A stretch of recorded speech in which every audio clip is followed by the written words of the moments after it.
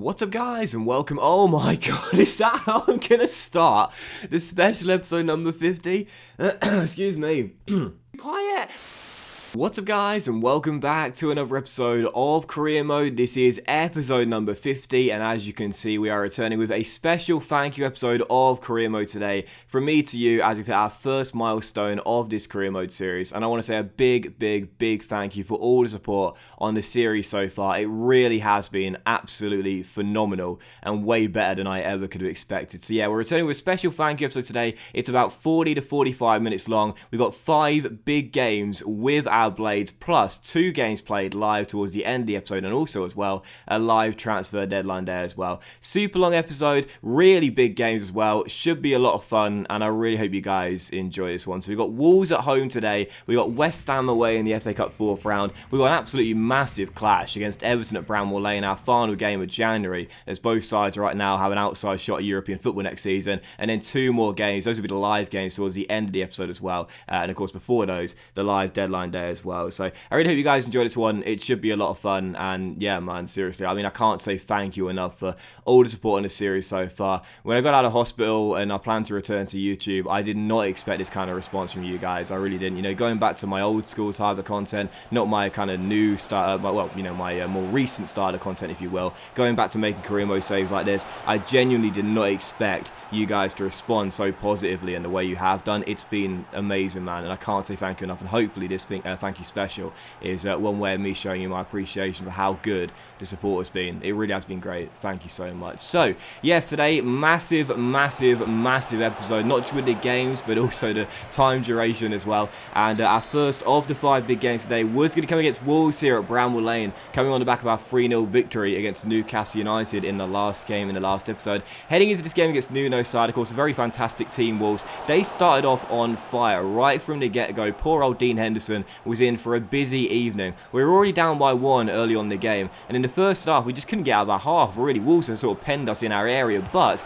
just for the break here, 3 minutes to go, when we were looking for a goal to get back in the game, back on level terms, who do we turn to? The top scorer of the division. He's done it once again. Ivan Toney with the finish makes it 1-1 and gives us our equalising goal right before the break. And you got to watch this on the replay, man. This drag back by Toney is absolutely sexy. See you later, he says to his man, smashing into the top corner. That's why he's top scorer of the league right now, and it's 1-1 with Toney getting the goal. And speaking of old career modes, I said this before, if you watch my West Bromwich Albion, PSG and Arsenal save, Ivan Toney reminds me just like Mbaye Niang. My boy Niang, that's who I find similarities in Toney's game to. I just feel so in control with him every time he's on the ball, and before the ball comes to him, I know exactly what to do. But in the second half, we sort of woke up a little bit, you know, after a really poor first half. Lucky to be tied at the break. We woke up a little bit in the second half. First, Scott McKenna looking for his first goal for the club, firing that shot just over the bar from outside the area, then Fleck hitting the woodwork.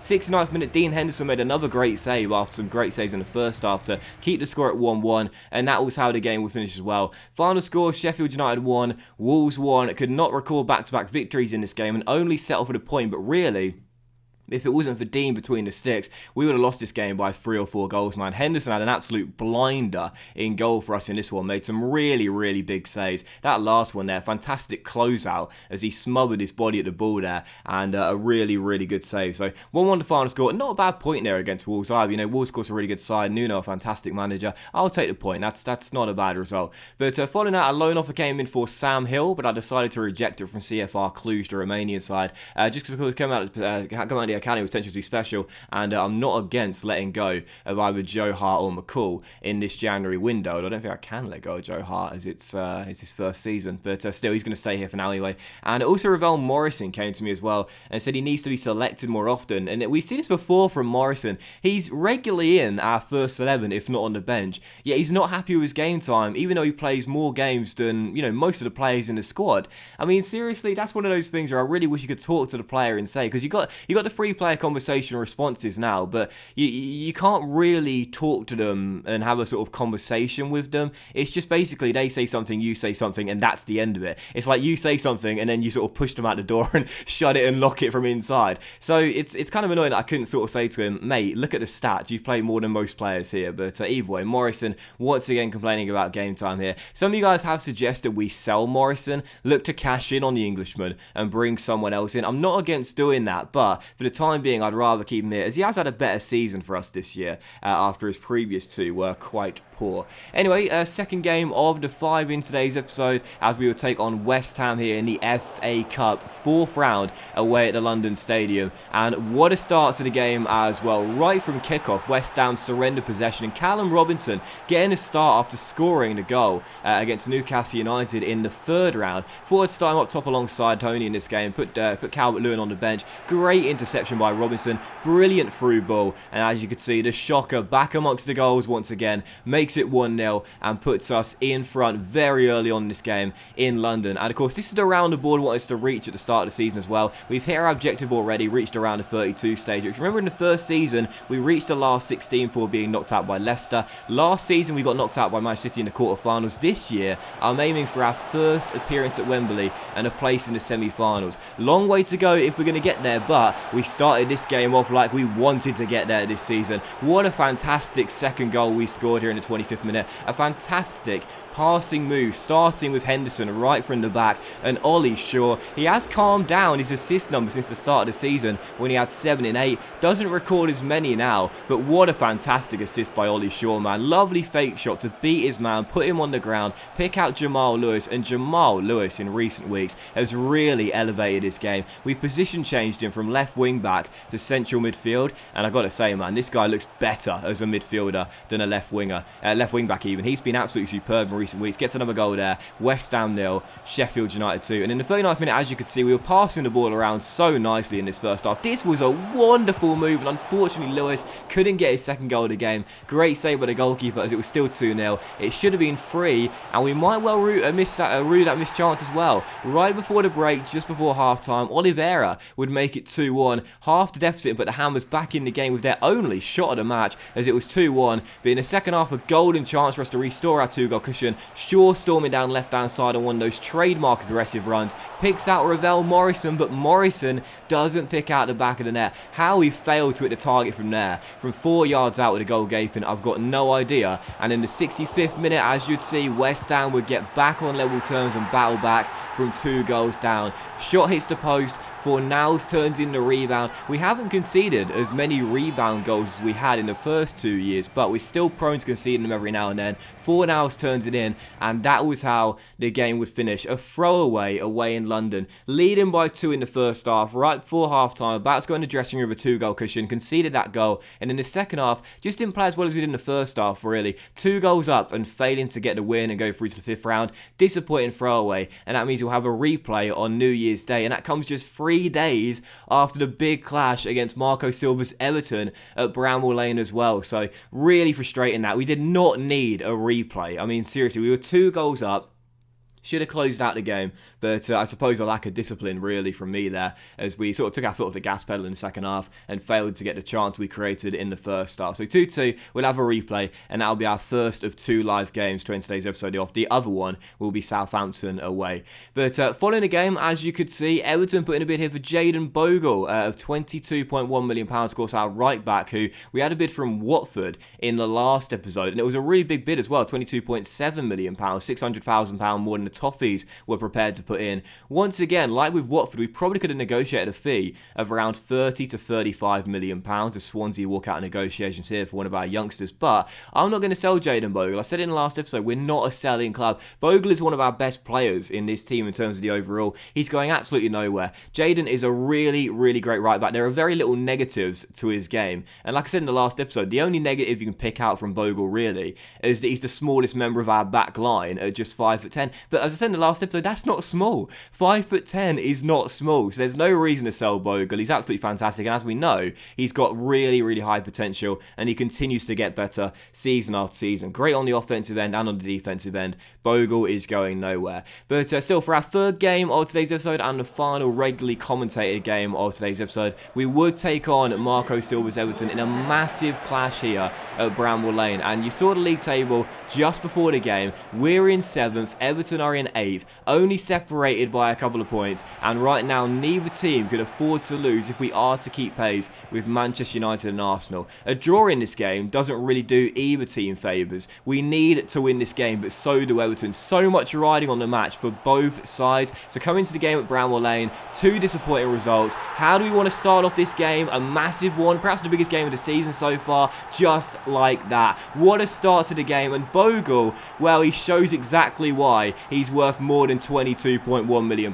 What a fantastic storming run down the right hand side, outpaces Lucas Digne, whips in a perfect cross to the far post, and who's there? He's done it again. He extends his goal scoring run, Ivan Toney, with a superb flying header as he makes clean connection, and look at that as well, the spin on the ball there was glorious, into the turf, then into the back of the net. 1-0 Sheffield United, Ivan Toney, the shocker, doing it once again. Perfect start to the game, already leading by a goal, and it could have been 2-0 25 minutes in as well. Walsh looking for his first goal for the club out of the academy, hitting the woodwork as we were still leading by 1, but right from the first whistle, we're up for this game, man. You know, back-to-back games without a win, huge game here, playing some brilliant football in the first half, and Jaden Bogle was at the heart of everything. 32nd minute into the game, it's the same connection, Bogle to Toney, as he drills in a cross into Toney, who could not miss. 2-0 Sheffield United, and we just continued to attack and attack and attack. Relentless forward play from Sheffield United,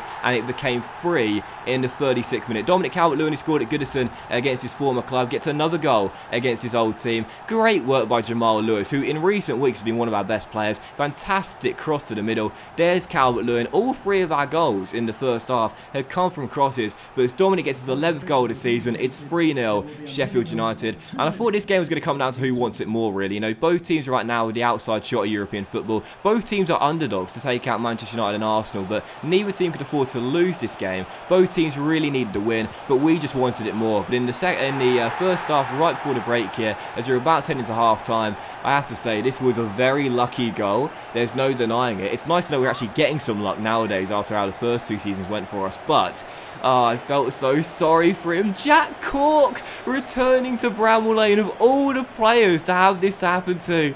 Cork, oh, Jack Cork, we couldn't even celebrate the goal, man. You might have seen the celebrations in music, because all the players learnt so much from Jack last year, you know, off the pitch, dressing room leader, really helped the team mentally. We couldn't celebrate his misfortune there. How this goal went down as a Pickford own goal and not a Cork own goal, I do not know. But anyway, poor Jack Cork, man. Even on the sidelines, I was trying not to smile out of embarrassment for the number 7 there. We love Jack Cork so much, man. Returning to Bramall Lane, it was a muted celebration as we got our 4th goal.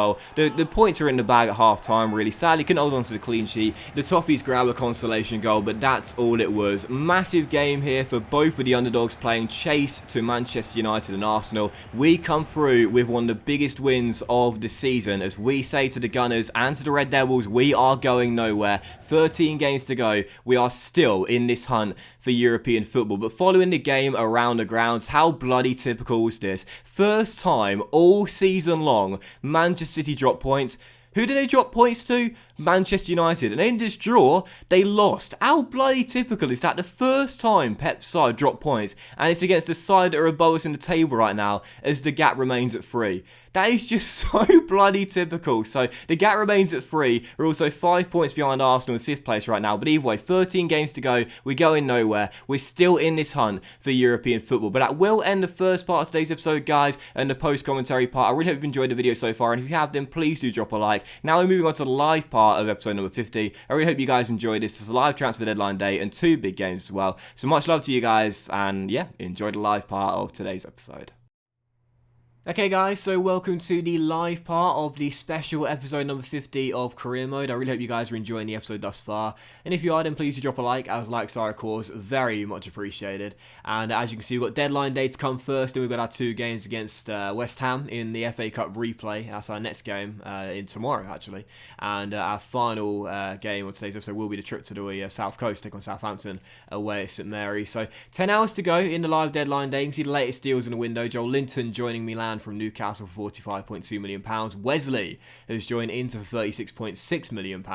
And Hector Bellerin is back in the Premier League after leaving Juventus to join Liverpool for £30.5 million. Ruben Neves has just joined Real Madrid for £70.2 million. So let's hope West Ham don't reinvest that money before our clash tomorrow.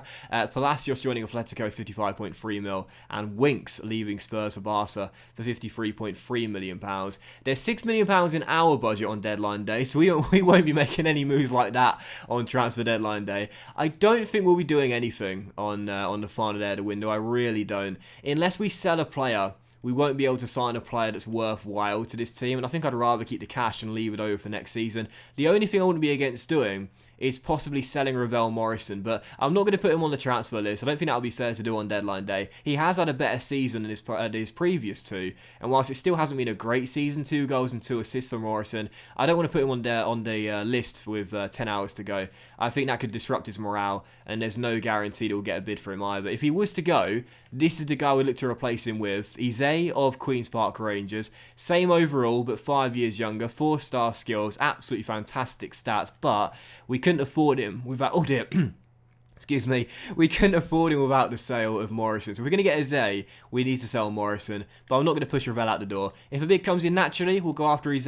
If not, I think this will be quite an anticlimactic deadline day, and I need a glass of water. Having said that, there is a bid in the very first hour of deadline day. Aston Villa want to take Ben McCall to Villa Park for £5.7 million. Now, McCall, of course, is our young Scottish goalkeeper, who, of course, suffered the injury earlier on in the season when away on international duty. He's only 19 years old, but 75 rated. However, due to the dynamic potential change, his potential has decreased from what it was, which was exciting prospect of showing great potential. Sam Hill at the academy shows potential to be special, so of course I've got far more plans to use him in the first team at a later date. And of course with Joe Hart coming in, he's the same overall as McCall right now as well, so I'm not against selling McCall, to be honest, and letting the kid go for some game time elsewhere. We could probably get about 7.5 mil for him as well.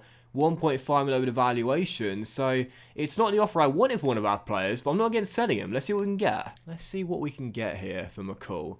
I'd definitely say we can get at least £1.5 million over the valuation, perhaps even 2 million, but I'm not going to gamble it. We'll go with £1.5 million to begin with, and see what Aston Villa say to this deal. 7.5 mil for Ben McCall, and they say no, it's their final offer, which is under the valuation of Ben, and I think that would be an undersale there. I mean, of course it would be an undersale, it's under the valuation, but let's go £7 million. That's 1 mil over the valuation. That could possibly give us enough money to bring in Eze.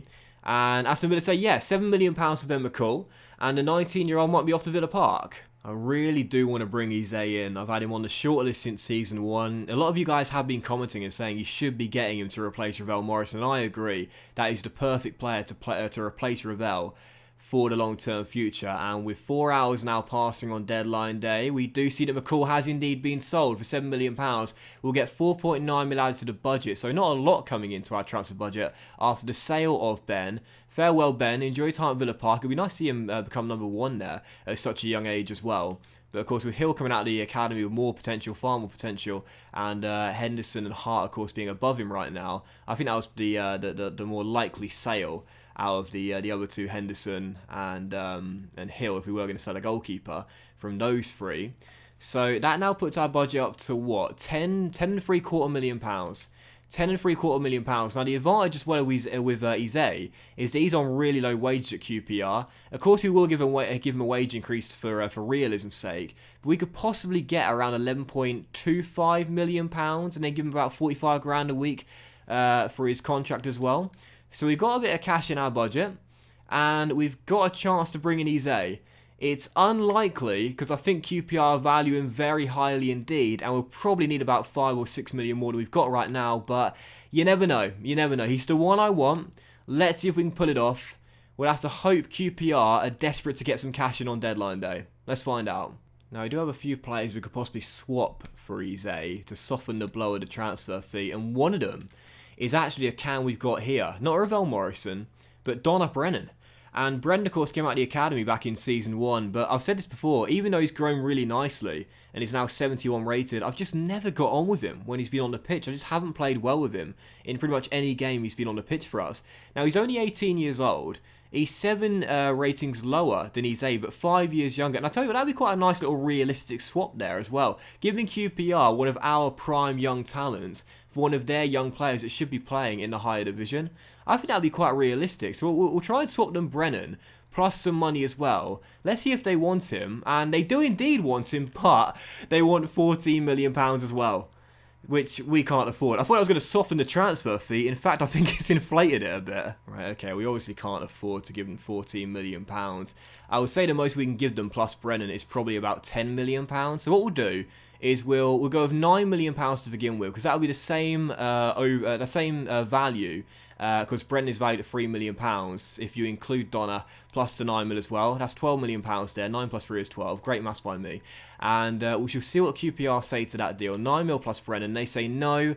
They want 13.1 million plus 15% sell-on clause. I don't think it's going to happen here. They want more money than we've got.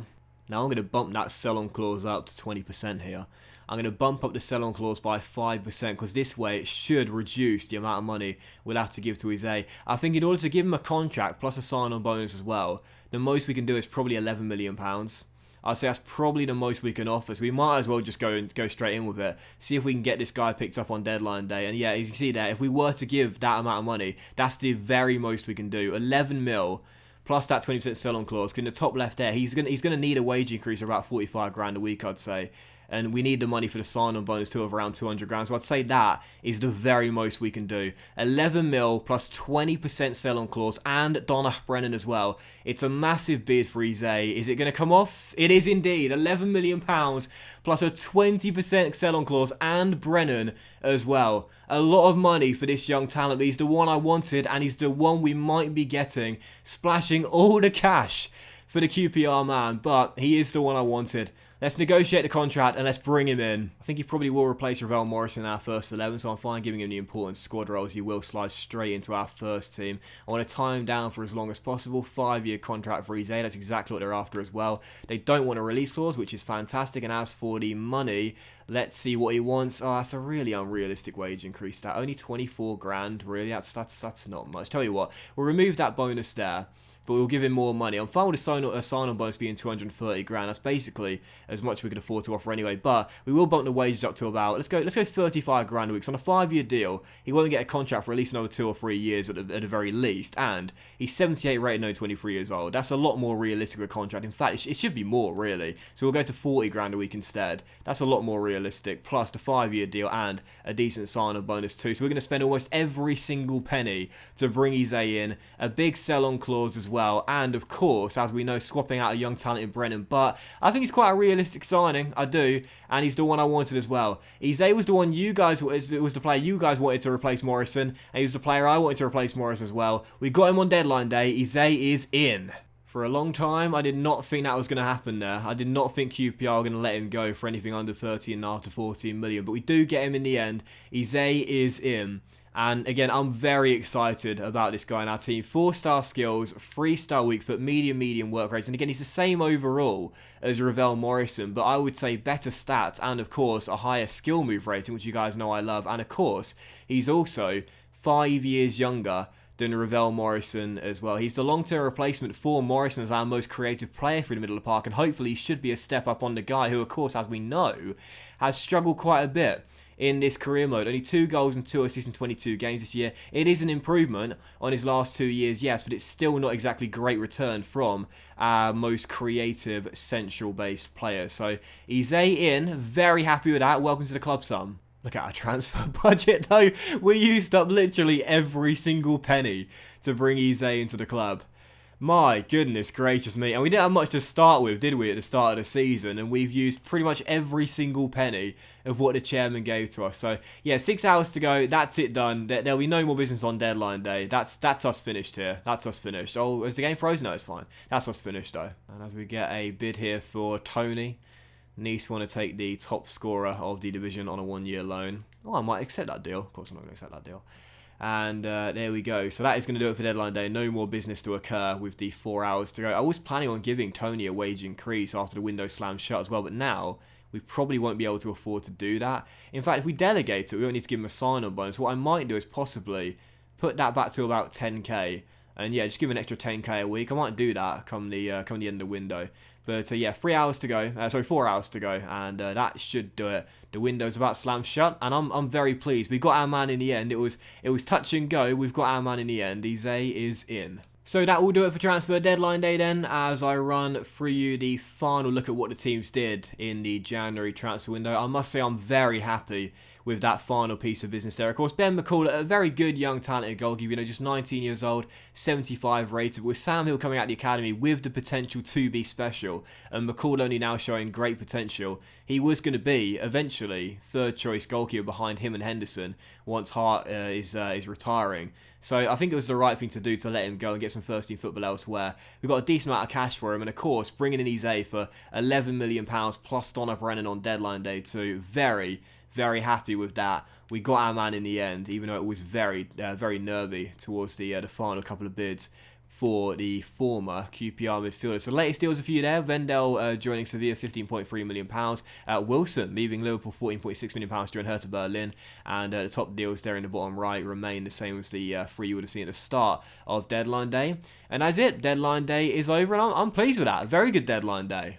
And following deadline day ended, we do have some bids here for some of our players. Vitesse want to sign Cunningham, which I think I might just... I might just accept that, to be honest, because this guy... In fact, no, I'll reject it. We can get more for him in the future. He's not out of contract in the summer. But there is a bid here for Price, a loan off of Norwich. Want to take him to Carrow Road on a 1-year deal. So I'm totally fine with that. We took Jamal Lewis from them. They can have Owen Price from us. And also an academy update as we now into the 1st of January as well. Fagan, the 6'6" Northern Irish midfielder, looks fantastic. Ward is also 6'6", 61 overweight, 83, 89 potential. We get so many good fullbacks in our youth squad. It's absolutely unbelievable. But the youth team still looking absolutely fantastic. Brandon Lewis is our standout in the academy. 61 rated left winger, 92, 94 potential. But really, all of these guys look absolutely fantastic. Our youth team is just too good. And a brief look at the league table for our first of the 2 live games today, where as you can see, Manchester City, despite the defeat to Manchester United, that is so bloody annoying. That the first time they drop points, and it comes against a team that are 1 place above us and battling for a European spot. But they're still top though, 10 points clear of Liverpool in 2nd. Spurs are in 3rd, and Chelsea are in 4th. Arsenal occupy that 5th and for guaranteed Europa League spot with 49 points. Manchester United on 47, and we've got the 44. So right now, 2 points behind Manchester United and 5 points behind Arsenal. I'd say we need at least 6th in order to finish in the Europa League spot and guarantee it for next season in the league finish. And the bottom 3 right now, Watford, Cardiff and Stoke City.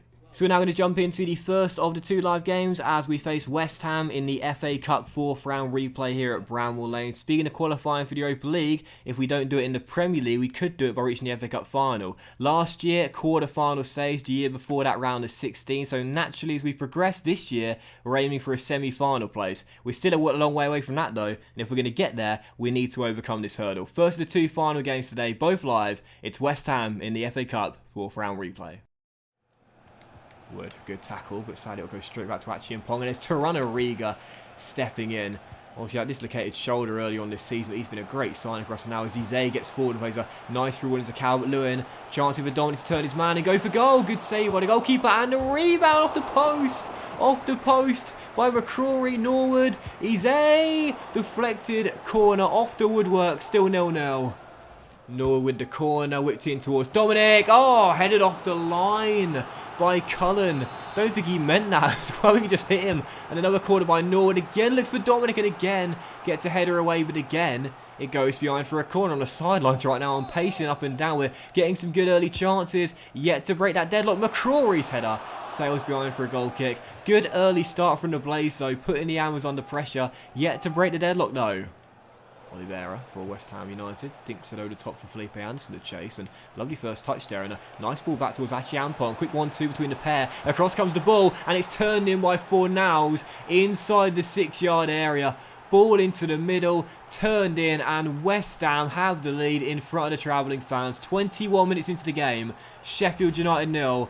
West Ham United 1. Lovely little 1-2 here. And a quick ball across the ground. Godfrey can't intercept. West Ham draw first blood at Bramwell Lane. Norwood to Eze. One final chance before the break as he'll feed it through to Calvert-Lewin. Nice first touch and now Tony. Back to Calvert-Lewin. Good touch. Beats Balbuena. Calvert-Lewin. No. Come on. Saved by the goalkeeper. So many missed chances in this first half. Still down by a goal. I cannot believe we've not put the ball in the back of the net once. Felipe Anderson's cross as well. It's a good one. Oh, Joe Hart. What a save by the veteran. And you see by his reaction as well, he's just denied that Chiampon for about 6 yards out. What a big point-blank save by Joe Hart there. Still 1-0. We could have been 2 down at the break. So no changes at the break after an exhilarating first half. I was really hoping the 2 live games today would be good. Talk about a fantastic start. That was brilliant, that. What a fantastic first 45 minutes. But, unfortunately, despite the action-packed game, we're trailing. And 45 minutes away from an FA Cup 4th round exit. And whilst the board are happy to have reached this stage, I would not be happy to go out here. And as Nord is dispossessed, there's a chance here for the Hammers to go 2 goals up after the break. Lanzini finds Michael Antonio. And Antonio intercepted by Torunarigha. Now a chance to break here. McCrory to Tony. Into Calvert-Lewin. Quick 1-2 between the pair. And Ivan's away. Ivan's away. And he's got his bro Dominic Calvert-Lewin. Another great save. Another great save with the goalkeeper. Just can't beat him. Half an hour to go. Still down by a goal. And as things stand, heading out of the FA Cup. Unless we can find an equalising goal. And if West Ham go 2 goals up, that will surely do it. Lanzini holds off McCrory. And now Cullen is going to lose out to McCrory. And now there's a chance for a counter-attack here. And what a chance. It could be a 3-on-2 if we play this right.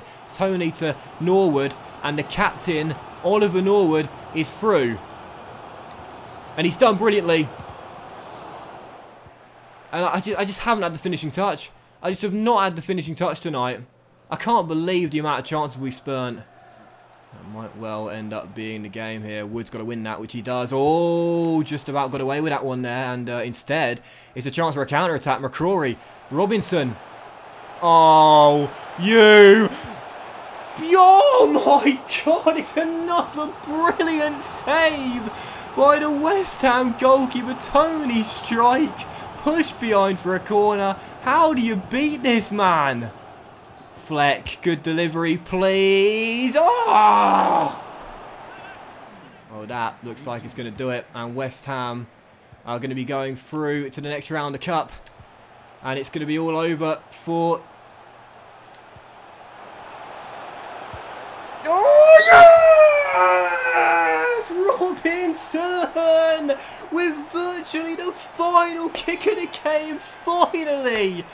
Oh, my word! Oh, it's 2-2. Tony, brilliant hold-up play. Spots Robinson off the bench. Finally, John Fleck. Give the Scot some credit for hurdling the shot there. Oh, my word. Bottom corner. Finally. 1-1. We're heading to extra time. What a game. What a finish. And that's basically the final kick of the game, that. Robinson rescues us at the death. So extra time begins. I've made my one change, and that is going to be Scott McKenna coming off for Nathan Wood, just for more security at the back line as the experienced Scott comes on. Well, not the experienced Scott, but the Scott comes on regardless for Nathan Wood, just for more reassurance, really, that we shouldn't concede another. But I think the momentum's in our hands now. We ended the game off so strong. Bogle, great skill. Oh, Jaden Bogle's been brilliant of late. Jaden Bogle makes it 2-1. What a performance against the Toffees. And this is why we rejected bids from Watford and Everton. He is superb. First goal for the club. And what a start to the extra time period. 2-1 Sheffield United. What a turnaround. Callihan. Playing a deep cross to the middle. Great cross as well. And Scott McKenna does just about enough to force it behind for a corner. Still 2-1. Now, it's the 122nd minute as McCrory heads it away. And as Robinson wins it back, that's got to be the final whistle there. And it is. I thought it was a free kick, but no, it's the final whistle. And that will do it. It's all over. And we hold on. Sheffield United 2, West Ham 1. We come from behind to win it. Some big saves from Joe Hart on his A's debut ensures we do hold on to a 1-0 deficit at a time. Get that late equaliser through Callum Robinson, and the net man Jaden Bogle won it for us in extra time. 2 on the final score. We're into the last 16. Just 19 shots and 11 on target in the game. Absolutely crazy performance from the West Ham goalkeeper, and that's why, despite conceding 2 goals, he's my man of the match. He really was, for the longest time, unbeatable. How he ended up with 6.9, I've got no idea. 2-1 now into the next round, and what we'll do is we will find out our opponents for the next round, and then end today's episode off with the final game against Southampton away. So as I'll quickly run through the press conference, I always do the press conference, even though I don't show it in the videos, just an easy way to get the morale. You know, it takes an extra 30 seconds up of your time. So let's find out who we've got in the FA Cup quarterfinals. It's going to be, oh, tasty! Is that home or away?